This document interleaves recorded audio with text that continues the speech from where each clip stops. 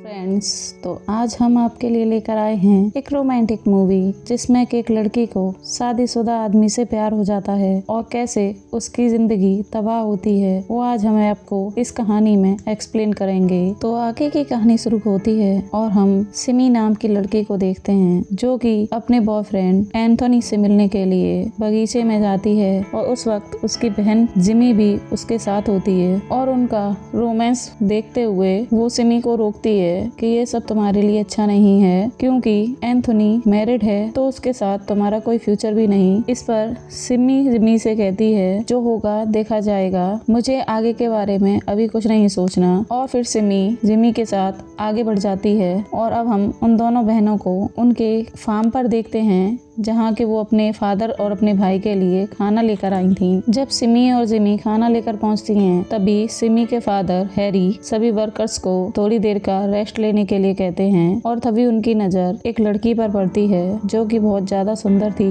वो उस लड़की से कहते हैं कि तुम्हें भी जाके थोड़ी देर के लिए आराम कर लेना चाहिए। वो लड़की आराम करने के लिए चली जाती है। तभी हैरी फार्म के अंदर आता है और उस लड़की का फायदा उठाने लगता है और उसके जरिए अपनी नीड पूरी करता है। उस लड़की की भी मजबूरी थी कि उसे उसके यहाँ काम करना था, इसलिए वो भी उसके साथ गपागप करने के लिए तैयार हो जाती है। और इन सारी आवाजों को बाहर खड़ी जिमी सुन रही होती है और वो वहाँ से चुपचाप चली जाती है। इसके बाद हम एंथनी को एक बार पे देखते हैं जहाँ पर के सारे लोग शराब पी रहे होते हैं। वहीं पर एक व्यापारी होता है जो कि सारे किसानों का अनाज काफी सस्ते दामों पर लिया करता था। एंथनी उस व्यापारी से कहता है कि तुम किसानों को ऐसे नहीं ठग सकते, तुम्हें उनकी मेहनत के बदले उन्हें अच्छी कमाई देनी चाहिए। जिस पर कि वो व्यापारी हंसने लगता है। इस पर एंथनी वहाँ कहता है कि आज से उन लोगों की मेहनत का फल मैं उन्हें दूंगा और उनकी फसल अच्छे दामों पर बिकवाऊंगा। ये सुनकर वो व्यापारी हंसते हुए वहाँ से उठकर चला जाता है। नेक्स्ट सीन में हम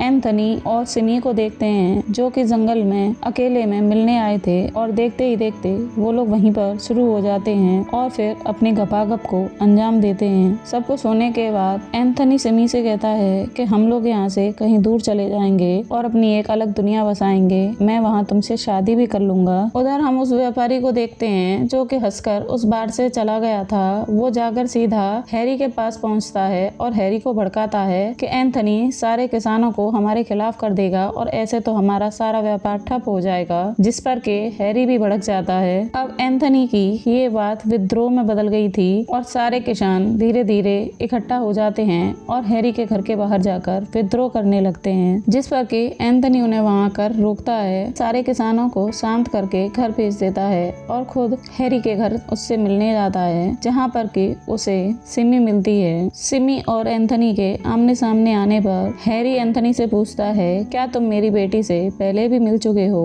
इस पर सिमी हड़बड़ाकर जल्दी से जवाब दे देती है कि नहीं, बिल्कुल भी नहीं, मैंने तो इन्हें आज पहली बार देखा है, हम कभी नहीं मिले। सिमी के हड़बड़ाहट भरे जवाब सुनकर हैरी को उन दोनों पर शक हो जाता है। हैरी वहाँ एंथनी से बैठकर उस व्यापारी के बारे में बात कर रहा होता है कि उसे वहाँ उसकी इंसल्ट नहीं करनी चाहिए थी। जिस पर कि एंथनी बड़े निडर होकर जवाब देता है कि वो इस तरीके से किसानों का हक नहीं मार सकता, मैं इसके सख्त खिलाफ हूँ। हैरी एंथनी की ये सारी बातें सुनकर अंदर से थोड़ा घबरा जाता है, पर वो एंथनी को ये सब महसूस नहीं होने देता और एकदम से हंसकर इस बात को इग्नोर कर देता है। उसी रात जब वो व्यापारी अपने घर जा रहा होता है तो दो किसान उसे रास्ते में रोक लेते हैं और उसकी जमकर धुनाई करते हैं। वो व्यापारी जाकर इस सब की कंप्लेन पुलिस में कर देता है और अब इधर एंथनी भी सिमी के लिए अपनी सारी हदें पार करने लगा था। वो उसके साथ बिना गपागप किए एक भी रात नहीं रह पाता था और इसी के चलते वो रात को उसके कमरे में पहुंच जाता है और फिर वो दोनों दबे पांव सिमी के फार्म पर चले जाते हैं जहाँ पर के एंथनी उसे प्रपोज करता है और बताता है कि मैं अब तुम्हारे बिना नहीं रह सकता,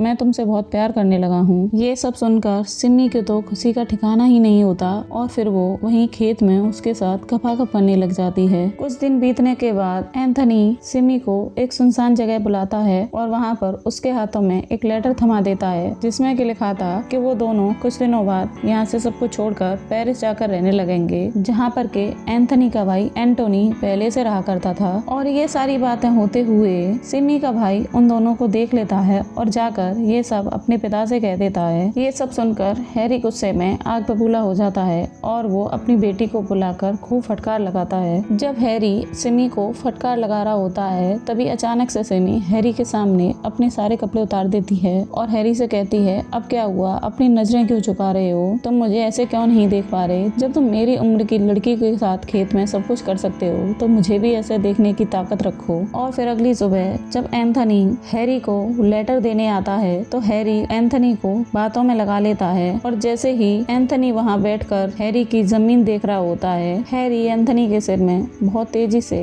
डंडा मार देता है जिससे कि एंथनी की वहीं मौत हो जाती है। हैरी की नफरत तो एंथनी के लिए इतनी बढ़ गई थी कि उसने अपना उस्तरा निकाला और हैरी ने एंथनी के केले को ही काट के रख दिया और एंथनी की लाश को ले जाकर चौराहे पर पटक देता है। लाश को देखकर एंथनी की बीवी सदमे में चली जाती है और उसकी माँ भी ये दुख बर्दाश्त नहीं कर पाती और फिर एंथनी की मौत की खबर एंटनी को भेजी जाती है जो कि ये सब सुनकर तुरंत वहाँ से अपने भाई के पास रवाना हो जाता है। और फिर गांव आकर एंटनी को पता चलता है कि सारे किसानों को एक एक करके पुलिस अरेस्ट कर रही है और इसी का फायदा उठाकर हैरी ने एंथनी की मौत का जिम्मेदार किसानों को ठहरा दिया। और फिर जब एंथनी का फ्यूनरल हो रहा था और फिर जब उसे दफनाने के लिए ले जा रहे थे तब सिमी उसे ऊपर से देखती है और बहुत बुरी तरह बिलख कर रोने लगती है। और इधर एंटनी बार बार पुलिस के पास जाता और अपने भाई की मौत के बारे में पता करता, लेकिन पुलिस उसे कोई भी संतुष्टि भरा जवाब नहीं देती क्योंकि पुलिस भी ये केस वहीं खत्म करना चाहती थी। और फिर अचानक से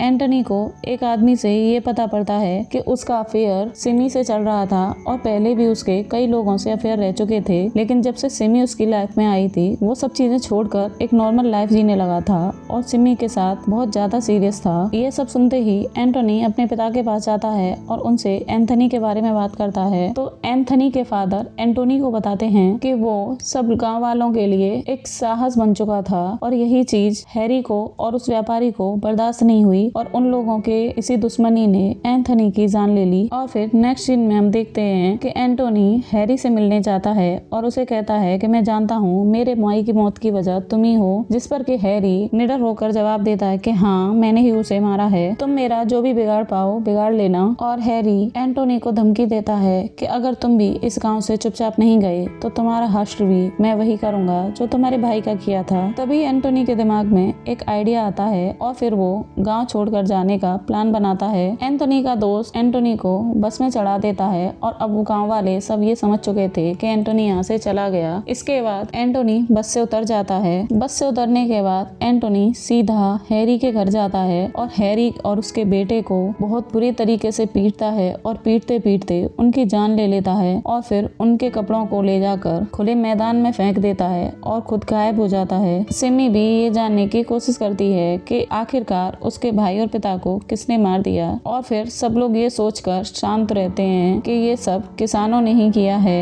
क्योंकि हैरी ने किसानों की नाक में बहुत दम भर रखी थी, इसलिए किसानों ने उन दोनों को मार दिया। सिमी और जिमी दोनों हैरी की बेटी थी, इसलिए गांव वाले उनकी कोई मदद नहीं करते और उन्हें कोई सामान भी नहीं देता था और जब वो कुछ सामान खरीदने जाती तो उन्हें वहाँ से वापस भगा दिया जाता था। अब वो भूखी प्यासी बहुत ज्यादा परेशान रहने लगी थी। इस सब से तंग आकर सिमी उस व्यापारी के पास जाती है जो कि हैरी का दोस्त भी था कि शायद वहाँ से मदद मिलेगी। जब वो वहाँ जाकर व्यापारी से कहती है कि हम बहुत परेशान हैं, हो सके तो हमारी कुछ मदद कर दो, तो वो व्यापारी उस मदद के बदले सिमी के सामने एक शर्त रख देता है कि उसे उस व्यापारी के साथ सब कुछ करना होगा और वो वहीं उसके साथ गलत हरकतें करने लगता है। ये सब देख सिमी एकदम से उठकर वहाँ से भाग जाती है। इधर हम एंटोनी को देखते हैं कि वो उन बाप बेटे को मारकर वापस पेरिस आ चुका है और अपने काम में लग जाता है, लेकिन अभी भी उसके दिमाग में तो वो ही सब चल रहा होता है और उसकी वहाँ एक लापरवाही की वजह से उसके एक वर्कर को काफी चोट लग जाती है। एंटोनी अपनी गर्लफ्रेंड के साथ नॉर्मल रहने की बहुत कोशिश करता है, लेकिन वो अपने भाई की मौत को भुला ही नहीं पा रहा था और इसी के चलते